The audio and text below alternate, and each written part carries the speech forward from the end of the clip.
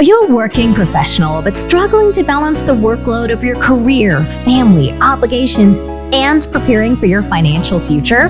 If so, this podcast is for you. You've spent years learning your craft, and now it's time to focus on your financial future. This podcast will teach you what you need to retire wealthy and happy. Let's dive in.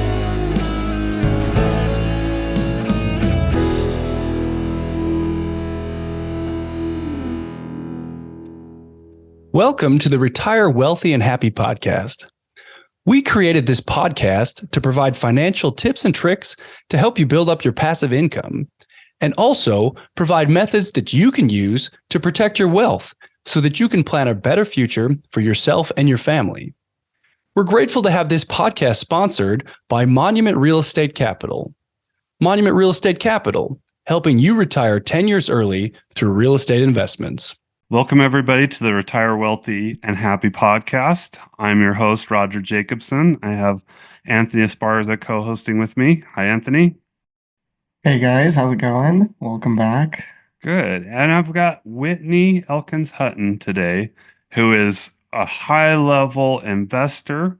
She's just wrote a book. We're going to discuss the book and go into a few other things. And maybe if we have time, we'll also get into the express car washes.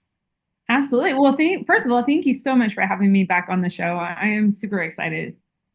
It's our pleasure. We were hoping to get back and record with you back in August, I remember. And now 5 months, And now 5 months later, we are here. So why don't you go into a little bit of your history and stuff so anybody that hasn't caught the first podcast with you can know a little bit about you and your family and your business, and then we'll dive deeper. Yeah, absolutely. Well, again, my name is Whitney Elkins-Hutten. I'm the Director of Investor Education at passiveinvesting.com. I'm also the founder of Ash Wealth.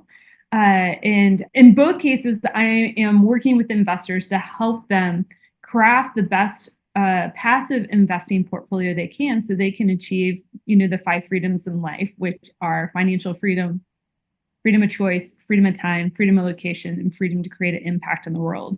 But I didn't start off here. I don't have a degree in real estate. My journey in real estate and my quote unquote degree comes from the School of Hard Knocks. I started off in 2002 as completely by accident as a real estate investor. I bought a house with a significant other, and about a month later, the relationship fell apart, and I had a house in very dire need of a rehab. And I panicked because I thought that just carrying all the expenses on the property were going to, make me broke, which rightfully they could. But I shoved the house full of roommates. I went and got a book from Home Depot called the Home Depot 1, 2, 3 book. Roger, you may be familiar with it. We were talking before the show, all the time you spend at Home Depot. But I taught myself all the things like how to do plumbing, electrical, drywall, refinish floors. And 11 months later, after paying a lot of my friends in beer and sushi and pizza, to help me out, I sold that property thinking that I was escaping financial ruin. But when I kind of did the math, which is ironic, I did it after the closing. I'm like, wait a second. I not only made $52,000 from that transaction, which was almost more than what I made at my day job that had me traveling 80 hours a week. I also was putting hundreds of dollars in my pocket every month after clearing my expenses because I had rented out the rooms to my roommates. And so I was like, wait a second, hold on. I just eliminated my housing expense. I created a passive stream of income, which I didn't even have that vocabulary back then. I was like money in my pocket to go do, right? And then I was like, I had replaced my paycheck. I was like, wow, how many more times can I do this? Well, I did it several more times. Some of them went well, some of them not so well. But after a few years, my husband did a few projects with me as well. I'm like, we're really good at building up equity, really bad at building cash flow. And that's when it dawned on us that we needed to start keeping some of these properties and putting renters in them, buy and hold real estate. And so we did that for several years, scaled a portfolio of over 36 single family properties. We were doing about 10 flips a year on the side to replenish our capital reserves.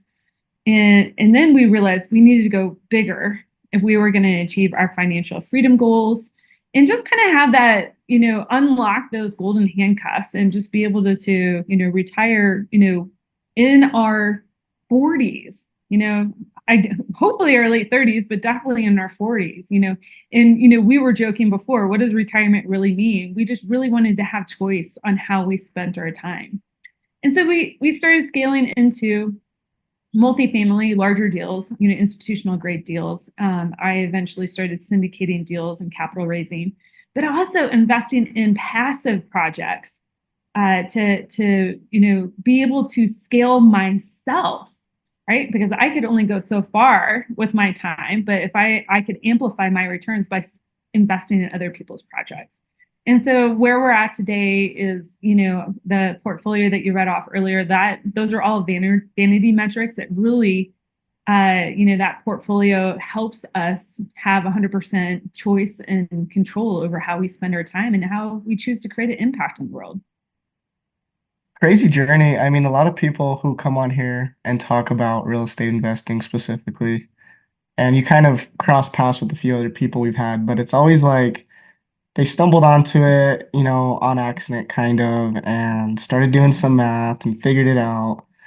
But nobody ever studied this or took a master course. They kind of just got their feet wet and learned and scaled. And I think, for me, I can kind of relate. I owned a house as well, and I have a bunch of roommates who live here also, and I'm like, like, wow, that sounds kind of similar. And so for us young people who are listening, I think you know, to see the progression, looking at you and looking at your metrics and all the things you've done, it's pretty crazy. Like, one day I hope to be there, but man, it's crazy. It just takes that one time, that one tick, and then you kind of just learn and grow and snowball effect.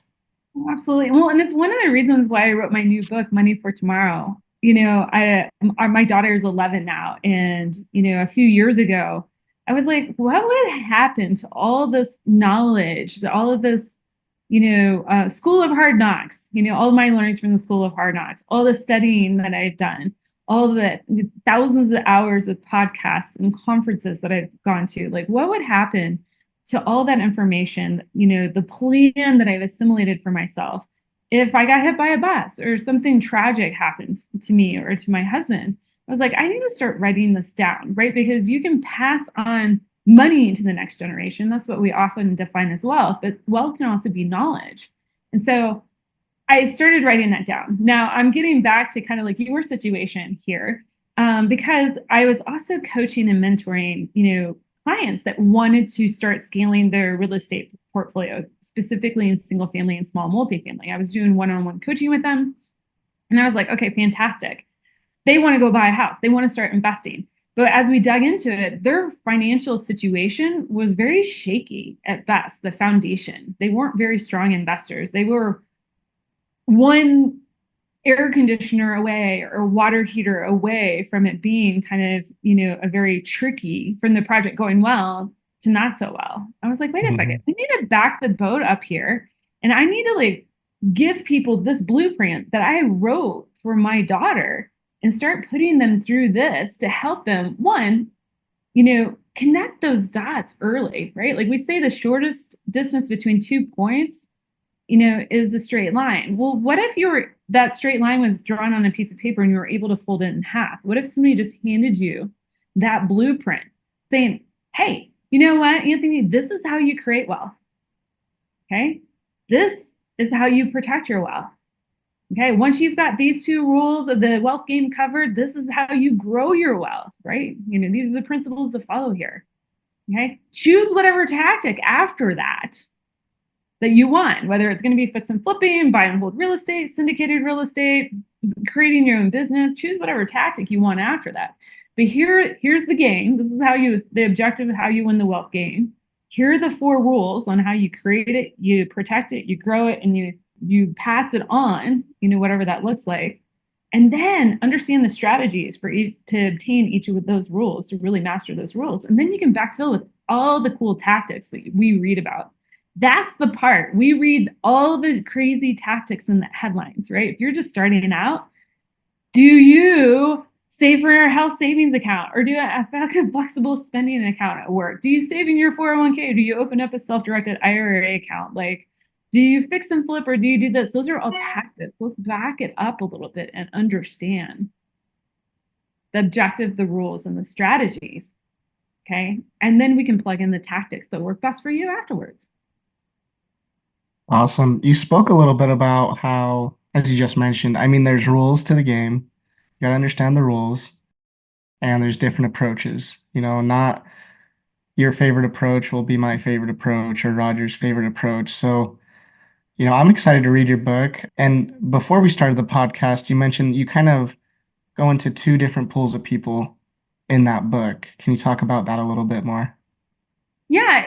So, the book is really written for anybody to pick it up. But of course, BiggerPockets was like, nope.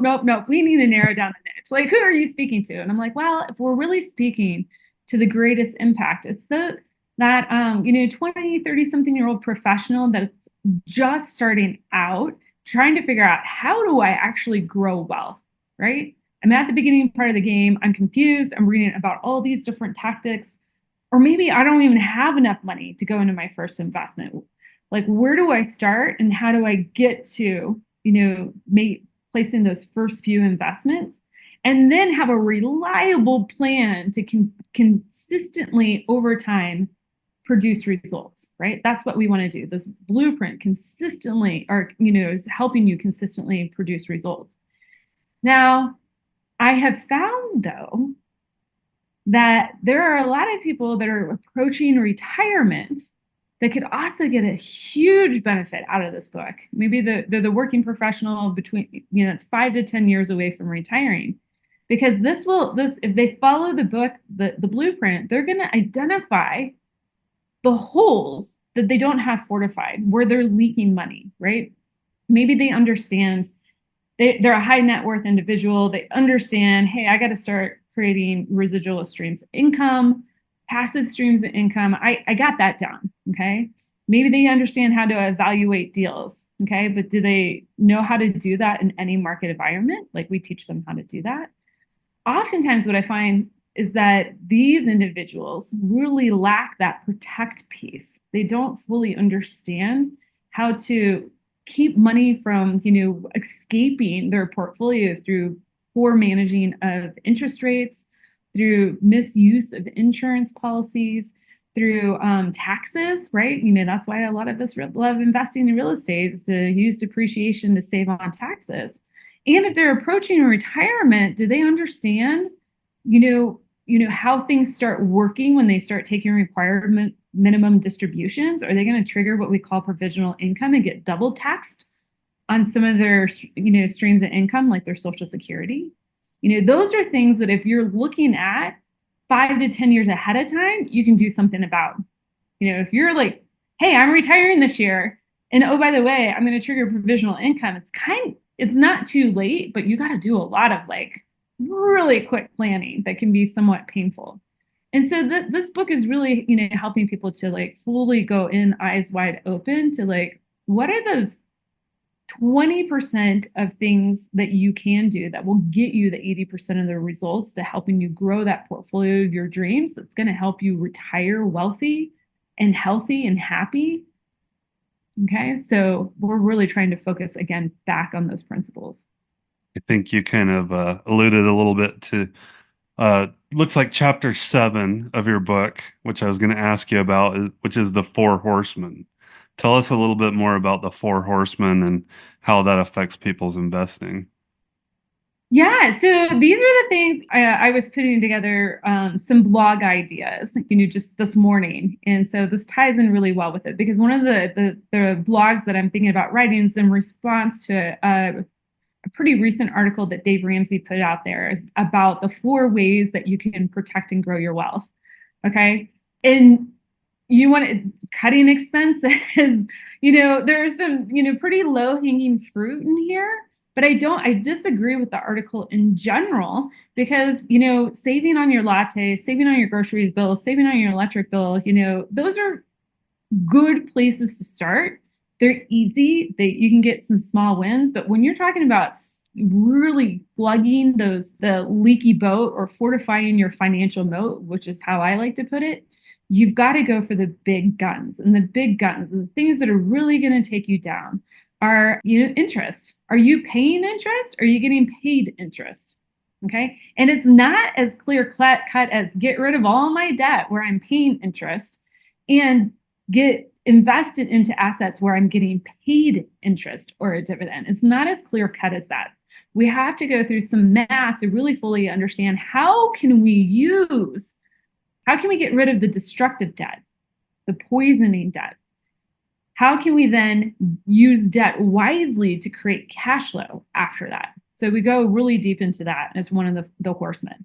And quite frankly, a lot of people, that are struggling to become even just financially secure have destructive debt in their portfolio, tons of consumer debt, car debt. Maybe they are, upside down on their mortgage of their own primary property. They're using debt. It's really hurting them. So that's one piece. Another piece is insurance. Okay. So are you using insurance to fortify and protect your financial position? Okay. Now, I'm not talking about going out and getting the cheapest policies possible. I'm just do you have health insurance? Have you protected your health? Have you protected your job? Have you protected your house? Have you protected your vehicles? Okay. Because insurance allows us to outsource our liability to somebody else. Now, we don't want to overpay. We don't want to pay for junk fees, but we want to make sure we're covered. Okay. For me, I had a little bit of an appendicitis attack last week and, went into the ER. I'm fine, guys. Totally fine. But went into the ER, that bill is going to be $3,500 or $4,000. A lot of Americans can't stomach that type of thing. We just all read over the holidays of Mary Lou Retton, Olympic gymnast that was so poignant for our times, right? And she struggled with a health issue and she didn't have health insurance. How does this happen? Right? So we want to make sure that we are outsourcing our liability there. And not it can be expensive, right? For people who are just starting out, making sure that you have high quality health insurance can be a little hard, but it can, again, help protect our wealth. Then we get, fees. What kind of fees are you paying? There's the small low hanging fruit fees to the bank for banking accounts, ATM withdrawals. What kind of fees are you paying to the credit card company and to the electric company for late payments? Okay, we can get rid of those small little things. But on a bigger scale, let's look at our retirement portfolio. What kind of fees are you paying in fiduciary fees, investment fees, like expense ratio fees, marketing fees? And in the book, we go through a lot of math to show people, yeah, you might have a retirement account and, $100,000 tucked away in your 401k, but that growth over time, you're probably losing at least 3, 4, 5 years of your retirement in 20 years to just the fees alone. In exchange for what, right? Okay. I'm all for paying fees, if I'm getting a good return, but what are you getting from that? All right. So we look at the mathematical model, should you contribute to a 401k?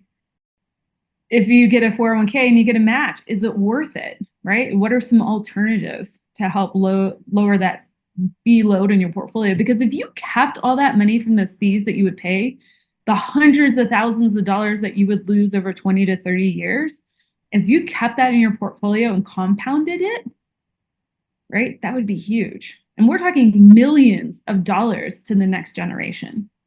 We're not just talking about 20 grand lost to the next generation. No, you compound that. We're easily at $1 million, if not 2 or 3 or 4 million lost to the next generation.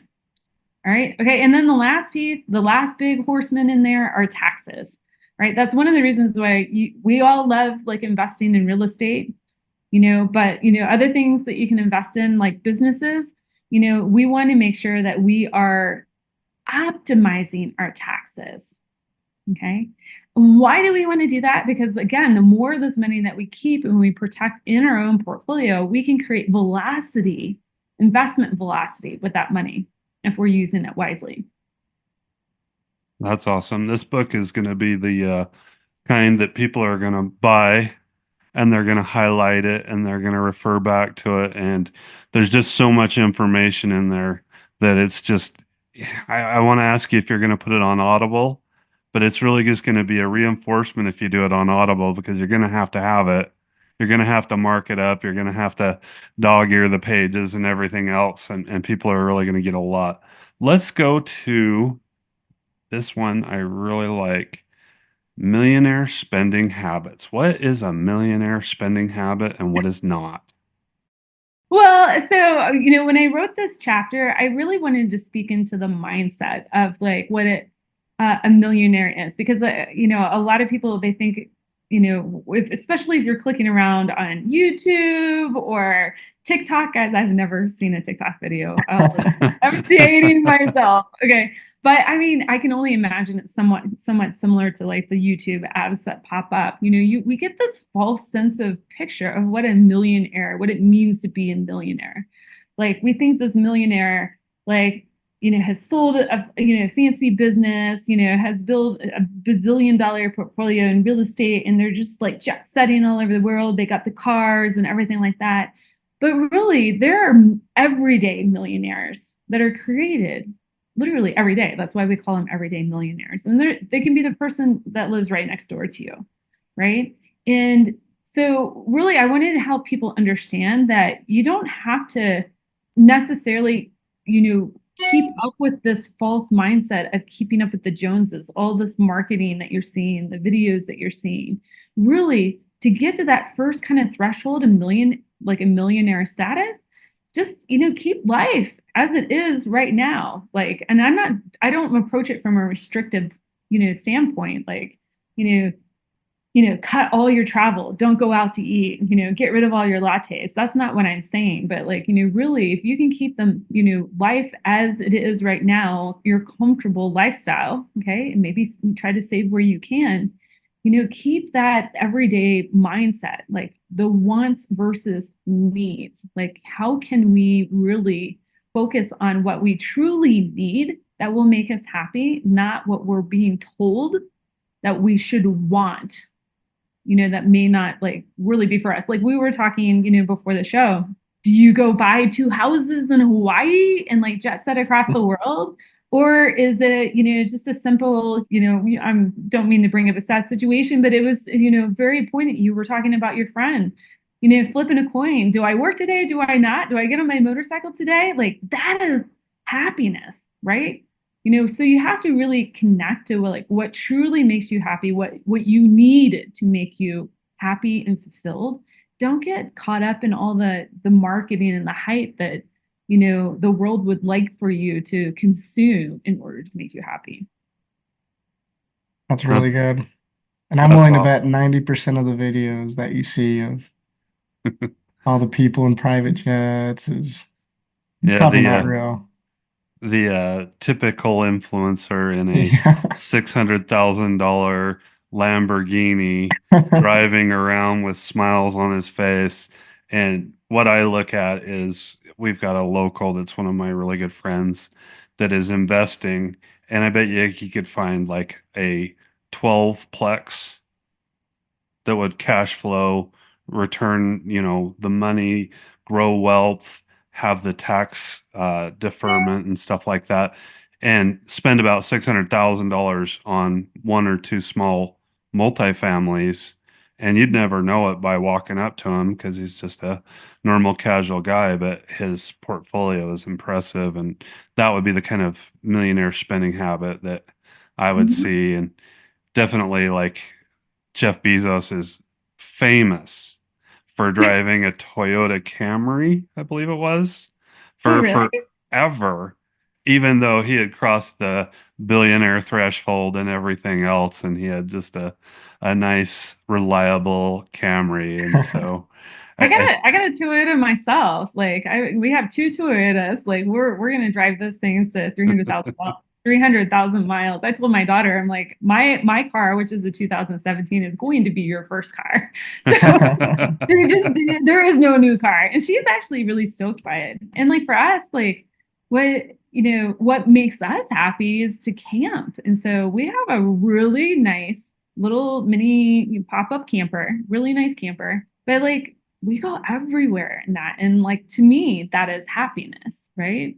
And I've stayed in the fancy resorts and eaten at the fancy restaurants. But everybody, it's know what works for you, what brings you joy and happiness. Don't allow somebody else to tell you what your life should be like. Like for me, I don't want to have the big house because I don't want to have to clean it. And I don't want to actually, quite frankly, I don't want a stranger in my house coming in to clean my house all the time. That is just not me. So anyways, and that's the whole point in that chapter, is really to help people, disconnect from all these like visual cues that they're getting over time. And to give people permission, like while you're on this journey, do some, pick one or two things that you really can connect with that will bring you joy, bring you fulfillment. And then the rest, like if you want that later on, that's fantastic. Build the portfolio so you can now bring that, more expensive habit or lifestyle in. That's Life doesn't awesome. have to be complicated. Simple things. Complexity is the enemy of execution. I think it was 2 years ago, I got really anxious because I was kind of in a similar spot that you were talking about in your book, but it was like I was just paying attention to everything else but me. And, it was like the outside world trying to pick my path or what makes me happy. And it took me a good 6 months to like snap out of it, but mentally it was draining. It was like you get sucked into it sometimes and you're like, if I don't have this, I'm not gonna succeed, or I'm a failure. But that's a real thing, and I think especially among us younger people, I think it's pretty prevalent on social media and stuff Can I like drop that a these framework? days. What's that? You guys open for me dropping a framework on how to kind of work through that? Yeah, let's do it. Okay. So like, and this goes for anybody. And I encourage you to, work through these three, probably honestly, there are more than three questions, but three main buckets of questions. Like, every few months, maybe 3 months, until you kind of get it dialed in, and then definitely revisit every 6 months or a year, because it'll help you continue to be set on your path. So the first question, what do you want? Simple question. How hard is that to answer? Impossible. Pretty hard, yeah. Very hard, because most of the time people will tell you what they don't want. Right. Well, I don't know what I want, but I know what I don't want. Okay, that's great information, but we need to slow down and pause and really truly figure out what we want. And the cool thing about that question, what do you want? It will take time. It will take focus. Like I'm talking, go hike in the woods for 2 hours. Like you might have to do that repeatedly. And it might be a circular process over a few months to really get down to like, what do I really want in life? Okay. And then, like you were saying, Anthony, you got to strip away all this messaging that's getting thrown at you to figure out what you want. Right. Now, some people are like, okay, that is really hard. I can't really say what I want. Okay, great. I got another question to put in there for you. How do you want to feel? That's a good one.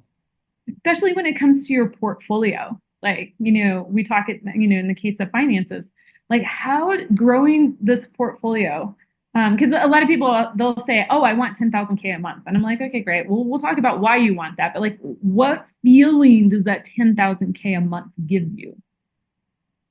Right? Let's talk about those emotions, because emotions they're subjectively measured, and they can be measured in moments notice. Whereas if I say, you guys asked me in the beginning of the podcast, like, how big is your portfolio now? And I'm like, actually, like if I added it up, we're well over the 800 million, but I had a little brain damage there for me to like constantly keep up with those numbers, right? So what do you want? Okay. Slide in that question. How do you want to feel? I highly suggest doing both. Okay. Then why do you want that? Why do you want what you want? And don't just ask it one time. Like Tony Robbins has an amazing exercise, the 7 layers of why. I have that exercise outlined in the Money for Tomorrow. But like, I want 10K a month so I don't have to work my day job. Fantastic. Why do you want that? Why do you want out of your day job? Well, because I want more time with my family. Great. Why do you want that? Because I want to travel the world. Fantastic. Why do you want that? Right? Like, so get 7 layers deep. And here's the hard part. You're going to hit like layer 4 or 5. And that's where most people get stuck. They're like, they start crying. They're like, and then, yeah, there's a bit of a panic there. They're like, oh my gosh. Like, I don't know what I want after that. I'm going to give you a little cheat sheet. You're 9.9 times out of 10. And there will be that one person, I will find them at some point in time that bucks this whole system. But really what people are wanting are the 5 freedoms in life. Financial freedom, which by the way is just a tool, right? We got to keep that in mind. That money is just a tool to get the other 4. Freedom in time, freedom of choice, freedom of location, and freedom of impact. Okay, so that's really what we're trying to dig at, right? Like, what do you want? Why do you want it? One is going to be that day-to-day motivation. The other one's going to be that North Star that you're going to be running to. This is how we know, should Roger do a flipping business or should Anthony do a syndication business, right? Mm-hmm. Like, because we can measure it against the wants and the whys, right? Somebody's going to be very tactile and has that energy and wants to manage people. Great. That's the business for them. Somebody else who's going to be like, don't call me, I'll call you. Like, if I want to know about my investment, they're going to be more in the syndication camp, right? Okay. And then who do you have to become to get it? What kind of mindset do you have to have? What kind of skills do you need to build? What kind of network do you need to build? Right? And the skills in the network kind of come tangible to each other because maybe you don't need to develop the skill of like learning how to do X, like find operators, underwrite a deal. Maybe you can bring somebody into your world that already knows how to do that and can teach you, right? That's where, you know, one part of your network should always be a mentor, somebody who has achieved what you've want to achieve. Bring them into your world again so you can collapse time. That's why I got Roger. Right? Yeah, you get close to, you know, get paid to learn, right? We're going to get an explicit rating for you now. I paused. I didn't get to the double L, guys. So. We have a good friend that I told you a little bit about our development on Roatan. He was on here and I noticed he had an explicit rating on his podcast. I'm like, now I have to question if everybody has that and go back and look at the ratings on all of them. It's fine and it's common nomenclature for me as a construction worker and everything else, and we love it. So your book is just incredible. I'm just sitting here looking at it going, well, I got to get off this call so I can go read it. I want to get me one. I think it's okay if I share that to you and maybe you can post a little bit about it on Instagram in exchange for getting the rights to this book. When is the book coming out? Yeah, pre-orders actually, I don't know when this podcast lands. You know, we're recording on January 25th. It's available for pre-order on Barnes and Nobles. Great discount there. Or if you want all the free goodies that come with the book, you can pre-order it on BiggerPockets between February 1st and 21st. And then after that, it will be available on BiggerPockets and Amazon. That's awesome. That is so cool. I'm definitely going to get a hard copy. And my life usually consists of Audible books, but when I get a good book, it's like shut the door, grab a pen, grab a highlighter, and just enjoy a good book. I feel like this is going to be a playbook for people just to, grab into, and maybe they start on chapter 7, or maybe they start in the beginning, depending on where they are in their investment and what's the most interesting thing. But it's awesome. Yeah, I really wanted this book to be a timeless book that you could pick up, in year 1, revisit in year 3, make sure you're on track, pick it up again in year 5, year 10, pass it on to your kids. Like that was the full intent of the book. I get the feeling it'll be a once a year read type of book. There's only one other book that's done it for me, but just kind of hearing more about it, I think it's one of those What's the other book that's a year read? It's the 1% Rule by Tommy Baker. Oh, nice. So that one that's like, man, I need to read it once a year. And it's It has its different ideas, but that's kind of one that hits home for me. Yeah, But for I, me, it's The One Thing by Gary Keller and Jay Papasan. yeah, everybody has their one, but I feel like yours is gonna challenge, so I'm excited to read it. I might have to send it to you for an autograph on the cover. Heck yeah, let's do it. We've got a little bit more time left. And last time we had you on the podcast, you alluded a little bit to the express car washes. Can you tell us a little bit about that, where it's at, and why they're good, beneficial investments, stuff like that?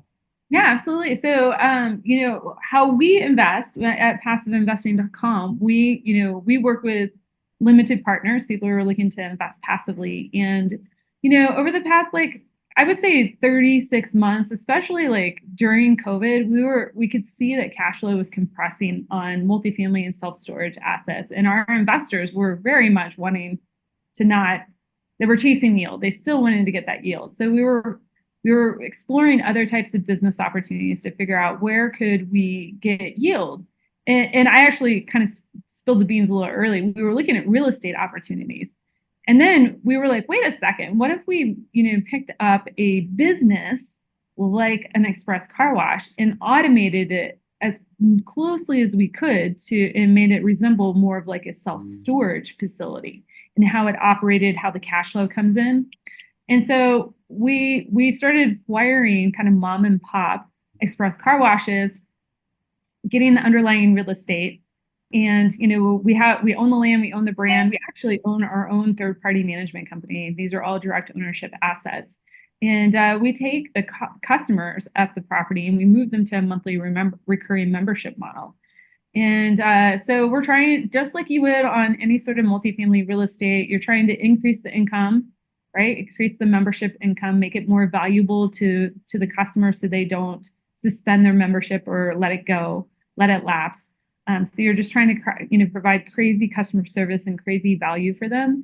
We're also trying to lower the expenses as much as possible. And we've been able to achieve that, right? Because on the express car washes that we acquired, when we were in the due diligence phase, these mom and pop operators were spending about $2.66 a wash. We've gotten our wash down to 83 cents a wash. So for context, if the monthly recurring membership on that express car wash is $25 or $30, and the average customer washes their car 1.8 times a month, right? Now we've, more than dropped our expenses by 55%. That's unreal. Okay. And they were already low to begin with, like in this type of model. And then you're always trying to find ways to add additional streams of income to the property as well. And you can do that with express car washes by adding on different levels and memberships packages. You can add on, this is my favorite because I have an 80-pound puppy. When she gets dirty and smelly, like the last thing I want to do is put her in my clean car. So, you take her to the express car washes. A lot of ours have also a pet wash in them as well. So while your car is getting washed, you can wash your pet. So it's super cool. And they're fast. It's the marriage of automation from like one of those car washes that are attached to a gas station. And, you get a high level of service like you would at a full car wash, but at a fraction of the time investment to the customer. They're there on the premise like 5-10 minutes, right? Unless they're spending more time vacuuming the car or washing their dog. We don't hit critical mass with the number of people that we can, carry at these facilities. We can wash 450, 500 cars a day easily. Wow. I love the dog model. I haven't seen that one locally. I have a subscription to Quick Quack, which is a brand out here for car washes. And it's pretty exciting. Do you have It's a really small capital investment too? I'm just baffled. But I mean, a lot of they're just not structured enough, to the point where they want to put that on premises. So As far as the self-serve car wash business goes, do you think that's the pivotal moment, is making it more automated? I mean, the whole future is kind of going in that direction, but do you think that's what, just having the highest level of customer service and whether that's automated or not, but just making everything a little bit more automated and cutting those expenses. Was that the pivotal kind of moment you guys saw with the car washes? Well, it's a marriage of several factors, right? You have to have, there's definitely the business model, which is, having a business plan where you can, you're not capped on how much income you can create. You have lowered your expenses as much as possible, and you have, ample ways to modulate the income and add additional streams of income or grow your income. Okay. But the cool thing with express car washes, it's just like real estate. It's location, location, location. And actually, I would throw a fourth location on that. You have to be in the right MSA and the right submarket in the right part of town in that submarket on the right street corner with at least 20,000 vehicles per day that are making a right-hand turn into your facility. And so we've actually seen a lot of this huge explosion of express car washes get built out in large city centers, right? With, very poor, traffic dynamics to them. For us, we're actually trying to not compete with those places. We're doing, a lot more ground up development now, and we're looking for, car washes that are in more of the secondary and tertiary markets because they perform just as well as some of these larger car washes that are in major metropolitan service areas. Nice. Agreed. Good insight. And we have several locations here where I have the subscription service to, where I avoid the one where you have to do a quick turn off of a busy road into a U-turn into the car wash, because if you stop in front of traffic, you'll get hit. There's locations that you have to cross a busy road to get out of there. And then there's one that's further away. It's in a different county, but I prefer that one because I can slide in there and make a right-hand turn, and it's easy to get in and get out. And so even though there's closer ones, I still use that one as a preferred place to go. Yeah, we're looking for, even just to take, level it up a little bit, looking for those locations that are right in the middle of that Sunday traffic or Saturday traffic pattern, right? Saturday morning, most people get out and run their errands early in the morning. How can we be close to the large shopping centers and possibly even part of the shopping center, right? So they make one turn into the big shopping center and they can go do all of their, grocery shopping, clothes shopping, wash their car, right? Maybe wash the dog too. So that's awesome. How much is it to wash a dog? What's the metrics on that? Oh, pennies. Wow. Right? You're using a couple gallons of water, and so it's really pennies. We actually, at some of our locations where we have that, option, it's included in the membership. That's cool. I love it. Need that for my dog. Well, I live in Colorado, so we don't have one of the locations here. So I'm waiting. I'm waiting for that to come. Oh man. Do you guys have any in Utah? No, we're primarily concentrated in the southeast and southeast part of the United States right now. Nice. Very cool. All right. That's awesome. We've covered your book. We've covered the express car wash. We've got a lot of other things we could go into, but we might want to save that for even another future podcast if you're ever willing to come back. I think going after the book and reading it would be a fun time, and getting into businesses and how you vertically integrated the express car wash is really high interest to me. So is there anything else that we should bring back before we end the podcast? Well, I'm always the nut. I can talk all things real estate. So I could keep going, but I think where we focused on the podcast is really about just how do you build and protect that wealth, and just I want to just encourage everybody, bring it back to basics, right? Are you creating those residual streams of income? Are you protecting your wealth as much as you possibly can, right? Because we all know Warren Buffett's rule number 1, right? Don't lose money. Don't lose money. Rule number 2. Well, rule number 1. Rule number 1. Why are more people not applying that rule to their own personal finances? That I is know. the challenge, right? And then we Right. haven't even got into like one of the biggest ways that people actually lose money, which is they don't plan for their incapacity. They don't plan for like the what ifs that can happen in life. And I'm not talking about the will or the trust or anything like that, but like, health directives, power of attorneys, stuff like that. Like, so yeah, like learn how to create it, learn how to protect it, learn how to grow it. And then like, we can get in, nobody likes talking about dying. I get it, but there are some really cool things that you can use to actually plan to pass your wealth on that could connect you, especially if you have kids, like that can really help connect you to the next generation and teach them to be good stewards with what you've built. I know I'm looking forward to, sorry, Roger. I know I'm looking forward to kind of tidying up what I got going on, and I feel like it's give me a little bit more direction. So I'm excited for it. Anthony, I would love for you to, follow the, first two sections of the book, the parts before you get to the growing the wealth part, which you're already like obviously on the right track for, and let me know how it works out for you. I definitely will. And if you are going to do Audible, I want to be in the bidding to do the recording. I don't want to record it. I talk to you. Everybody always tells me to slow down. So, okay, done, Anthony. Yes. There you go. You've got a speaker for the reading of your book. There you go. Yeah, I'll start. He's willing to I'll do compete too. I'm in the bidding for it. She said it already. You'd like to think that the author of a book, when you use a publisher, gets all the decision rights. Not Right. exactly.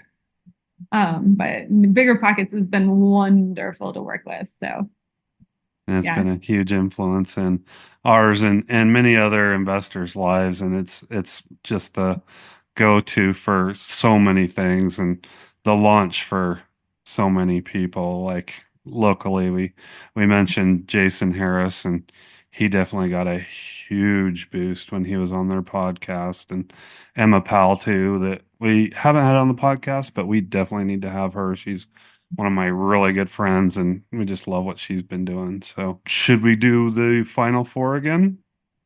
Sure. All right, Anthony, let's do it. All right, you guys. Final four. Question number one. Whitney, what is your favorite book? And you can't choose your own, sorry. You can't choose your own. Oh, I Fine, you can choose your own. What's your second favorite? All right, well, I was going to say any book. I have so many. If we're talking about the world of business and finances, I really like The One Thing by Gary Keller and Jay Papasan. It's, again, one of those books that I read every single year. And I've read it like every single year, probably for 8 years now. It's been out for 10. And I get something new out of every single time I read it. And it's not that I didn't hear the concept. I'm like, it just finally clicks on like, what they meant by that concept. And I'm like, oh, that's amazing. So Yep. I totally understand. It's like watching a movie. You watch it 10 times and you see different things. But yeah, I love that. Question number two, what makes you happy? Brings you happiness? So I've really been on this quest for the past a couple of years of like, what does it mean to be fulfilled, right? Because I think as an investor, especially if you're just constantly chasing the next deal, you can get caught up in that motion, and you don't really know when. And I don't want to say when enough is enough, but like really where you really are like, oh, like I have what I've been searching for. And so for me, the definition of happiness is really like looking at, am I having the experiences I want to have, growing how I want to grow, and also am I able to have the time and space and energy to give back how I want to. And so that is really, for me, I want to be able to travel, pretty, readily with my family. I still work while I travel, Yeah. We've organized our life that way. I'm constantly seeking to learn and deepen my knowledge, and so I will never stop learning. And then, as long as I can, I'm happy doing podcasts like this. It was actually not the most painful process writing a book. I'm not ready to jump into writing number 2. I'm going to take a little break, but yeah, just giving back, watching people, watching them grow from that process, the information that I can help them with. Yeah, it's the simple things, like you mentioned. There's a portion in your book about that. Eventually, you're gonna get to a point where you got to look in the mirror and be like, what actually does make me happy? So that's awesome. Question number 3. What is your favorite way to give back? So, you can give back, when I look at, contribution and on this whole framework's in the book too, like you can give back of yourself, your time, and your money. And I always thought I had to carve out more time or donate more money. And I really found that my favorite way of giving back is in my knowledge and what I've learned. And quite honestly, some of the mistakes that I've committed, like in life and investing, and really just helping people to everybody's going to have, you're not going to live mistake free. Like you're never going to have a portfolio where you never have a bad investment. But like, if you can learn from somebody else's mistakes and go make your own, like that's really like how I like giving back, is helping people like shortcut that path to growth, and also be able to stand on the shoulders of giants. Love it. Great answer. Question number 4. What does your future retirement look like, and or do you have one? Well, I think my future retirement looks pretty close to like what we're doing now. I mean, we were joking around before the show that not many people actually that you've interviewed have actually fully retired. I actually was fully retired for 2 weeks, and then I went back to work. Did you go crazy? Yeah, and I was bored out of my mind, I will say. But anyways, I think, when COVID happened, I know it was such a disruptive and destructive, time for so many people. For me, it was disruptive, totally. And a lot of really great things came out of that for us, because we were, kind of forced to organize our work, my daughter's schooling, everything to be more, we chose to take that opportunity to be more nomadic. And we're like, wow, that's what we love doing. And I foresee doing the same thing. Like you guys, this is the green screen behind me. This is not my real house. Like my house goes with me everywhere I go. So, I've done podcast recordings from our camper van. So that's awesome. So just, what does retirement look like? It looks a lot like what I'm doing now, continuing to work with people to, build their financial capacity, right? Most people have enough financial knowledge. They just need to be able to put it, have the plan, the blueprint to put it into action, and, continuing to travel and spend time with family and friends. Awesome. Well, that is our final 4, everybody. Whitney, thank you for being on the show. It has been a pleasure getting to know you. I'll definitely be reading your book and hope to have you back on soon. Awesome. Thank you so much, Roger. To recap, we've had Whitney Elkins-Hutten today.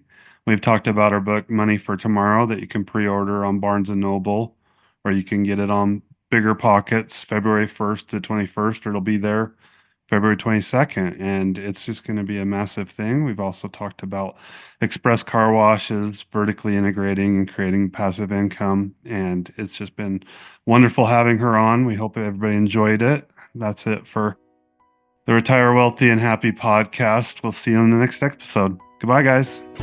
Hope you got value from this episode, and if you have a minute, then take the time to leave an honest written review for the podcast, because we take those reviews seriously, and it'll help us serve you better on the next episodes. And most importantly, be sure to start taking action so you can control your financial future today.